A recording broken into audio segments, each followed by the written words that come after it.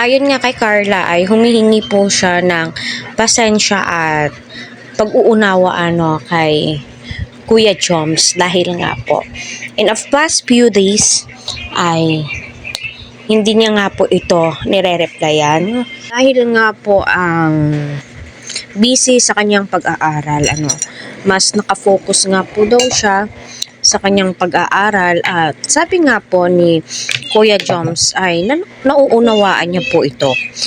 Syempre alam naman po nating lahat, i-prioritize po talaga natin ang ating pag-aaral kasi alam naman po natin kung wala po tayong pinag-aralan, my God, napakahirap na nga ng buhay at wala pa tayong natapos, di ba? So dito ay mapapanood po natin kung gaano ka supportive si Kuya Joms sa lahat ng bagay, sa lahat ng desisyon ni Carla. Oo, naiintindihan ko talaga yan.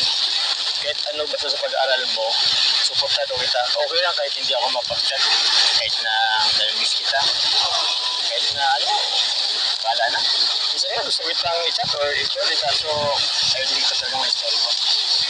Yun, kita po natin na si Kuya Joms ay sinusuportahan niya po itong si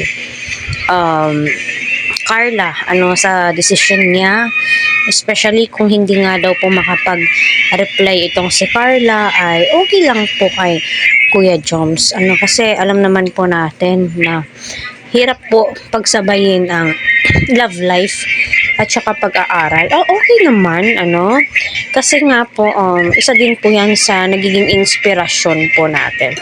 Pero gayon pa man, makikita mo na si Kuya Joms ay malawak nga po ang kanyang kaisipan at hindi niya po pinipilit si Carla mag-reply. Kung chat niya si Carla, hindi po nag-reply, hinahayaan niya na lamang po ito, So, ganun po sana, kaya suportahan po natin si Kuya Jomar.